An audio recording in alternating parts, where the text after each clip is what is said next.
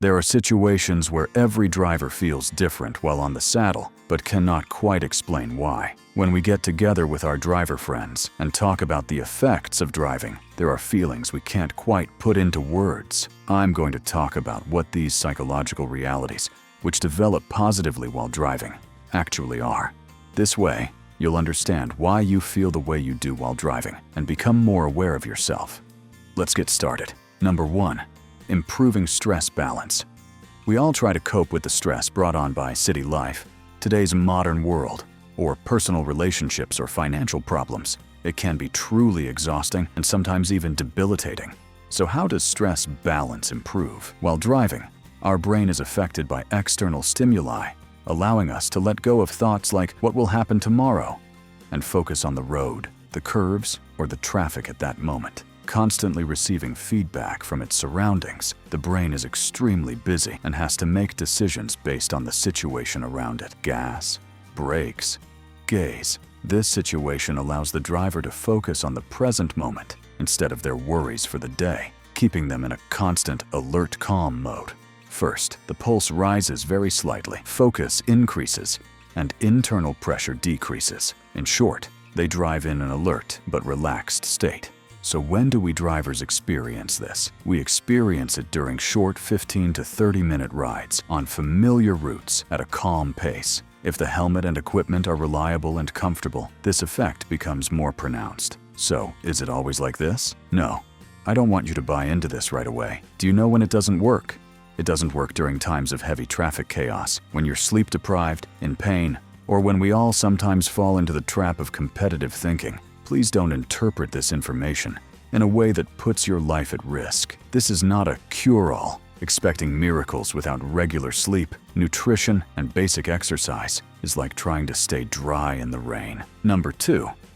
Increased attention and awareness. We all love riding motorcycles. It's part of our lives. When we're on the saddle, we enter a mode of doing only one thing at a time, which is one of the keys to success in our normal lives. Instead of doing multiple things at once, we switch to a single goal mode. Our eyes pick up road markings, other vehicles, mirrors, and moving objects faster. Thoughts that distract our mental background diminish. Why does this happen while riding? Riding involves constant mini-tasks. Look, assess, decide, act, feedback.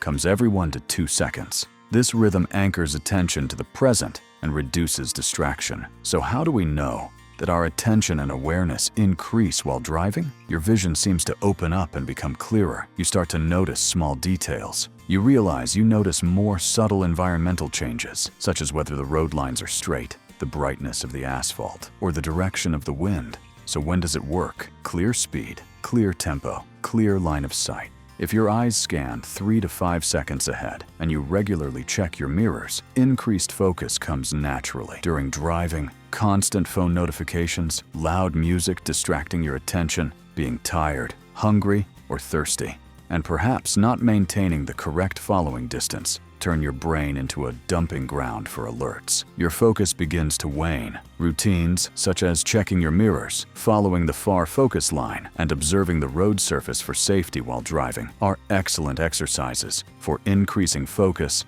and awareness. Number 3. The possibility of entering flow state.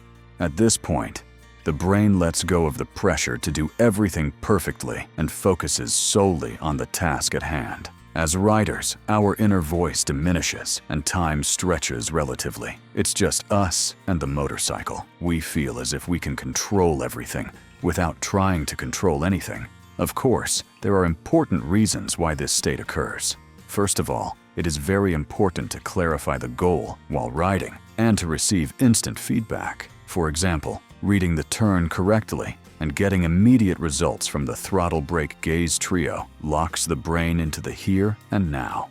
When in flow, we feel that everything works like clockwork, like the gears of a machine. Fear is certainly present, but it is manageable. Unnecessary muscle tension in our body decreases, noise from the environment diminishes, and we feel that everything has become clear. Usually, on a familiar route, at a calm pace, when the difficulty of the road is just a notch above our skills, the effort to overcome that difficulty pulls us into flow. This feeling is one of the most important reasons why we love corners so much. When things aren't going well, however, such as when we're riding on an excessively difficult route or at an excessive pace, we become tense and panic, and we are not in the flow. Nor can we get into the flow when we are physically sleepy or hungry. We must all understand that being in the flow is not about opening the throttle blindly. When there is balance in our riding, that is, at the right pace and level of difficulty, our chances of entering flow increase. Otherwise, we feel the angel of death on our shoulders. Number 4. Short-term improvement in mood. Have you ever felt a weight lift off your shoulders after riding a motorcycle on a bad day? After turning off the engine, you feel a sense of relief and relaxation. You feel a little better than you did before riding. I wouldn't call it happiness, but I'm definitely talking about a feeling of refreshment. Like getting some fresh air, your shoulders relax a little, and you feel yourself breathing more regularly and calmly. We call this state a short-term improvement in mood. So why and how does this happen? It usually occurs on a familiar route of 10 to 19 miles at a moderate pace, when the air is fresh. Clean air, complementary rhythmic movements, and our momentary connection with the environment are the key determinants. So when does it not work? As always, important factors such as heavy traffic, aggressive driving, sleep deprivation, and hunger trigger the brain's threat mechanism and make this situation impossible. We all have important problems in our lives. It would be healthier to think of this situation as a short break from life rather than as therapy. However, the more this routine is increased, the more we are alone with ourselves, the more it will work. Otherwise, expecting a miracle would be a vain belief. Number 5. Reduced mental noise and flexibility. We humans naturally realize that many thoughts arise in our minds, and that our brains are constantly chattering, whether we notice it or not. However, it is really difficult to stop this process, which occurs beyond our control. You either have to meditate or get on that motorcycle and ride at a steady pace. So how does this process work?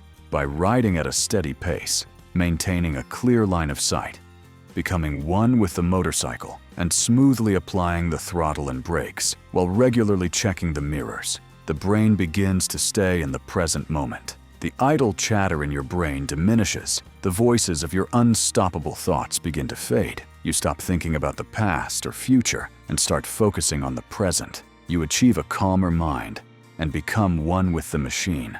This is where it really begins. At this point, in my opinion, after reaching nirvana, you just start enjoying the road and the curves. In my opinion, I don't think any machine on Earth can give you this feeling except for flying a plane. That's why it's an iconic and romantic machine. I would be very happy if you could share how you feel when you ride it in the comments. Safe and enjoyable rides.